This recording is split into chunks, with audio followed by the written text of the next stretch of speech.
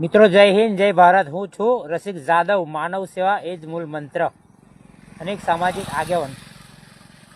મિત્રો જોઈ શકો છો કે માણસની કિંમત ક્યાં સુધી હોય છે। એક પરિવારમાંથી છૂટા પડેલા આ વ્યક્તિ જેને મેં માનવ સેવા તરીકે વેડજ નર્મદા ખાતેથી 26/4/2025ના રોજ સોશિયલ મીડિયાના માધ્યમથી એ ભાઈને શોધ્યા હતા, એમના પરિવારને। એમના પરિવાર હાલ છે ડાભા ગામ, જંબુસર તાલુકાનું ડાભા ગામ। એ ડાભા ગામના વતની છે આ, અને છેલ્લા ઘણા સમયથી આ રોડ પર જ જે ખતરાની જગ્યા છે, જ્યાં વાહનની અવર જવર થાય છે, ત્યાં આ વડીલ મારા ભગવાન અહીંયા બેસી રહે છે। હું ચોક્કસ એમના દીકરાને કે એમના જે રિલેટિવ હશે એમને ચોક્કસ કહીશ કે આ તમારા સભ્યને, તમારા ઘરના આદર્શ વડીલને તમે ઘરે લઈ જાઓ।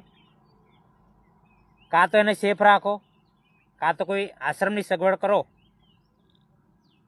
નહીં તો હું માનવ સેવા રસિક જાદવ ટૂંક જ સમયની અંદર આ વડીલને આશ્રમમાં પહોંચાડીશ। પરંતુ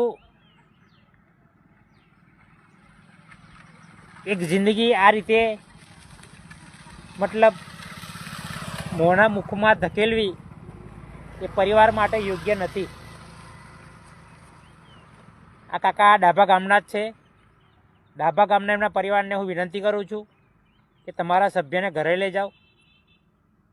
આ રીતની રખડતી જિંદગી, એમના કપડાનું પણ ઠેકાણું નથી, ઉપર જોઈ શકો છો।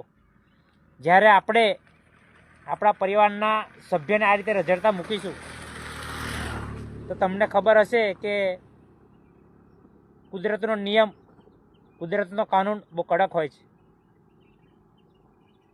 માણસ જ્યારે કામ કરતો હોય છે ત્યારે આપણે કદર કરીએ છીએ, પરંતુ માણસની જ્યારે પરિસ્થિતિ વીક હોય છે ત્યારે માણસને આપણે છૂટો મૂકી દઈએ છીએ, તો બિલકુલ અયોગ્ય છે। હું માનવ સેવા રસિક જાદવ આપણને રિક્વેસ્ટ કરું છું કે આ વડીલ હાલ છે પિરામલ ગ્લાસથી આગળ, જે મેં રોડનું કામ ચાલુ છે અને ત્યાં બેઠા છે। જુઓ, મેં તે દિવસ 2 દિવસ પહેલાં પણ એમને જ્યુસ પી હતું, એનો પણ વિડીયો મારી પાસે છે, પરંતુ મને દુઃખ થાય છે।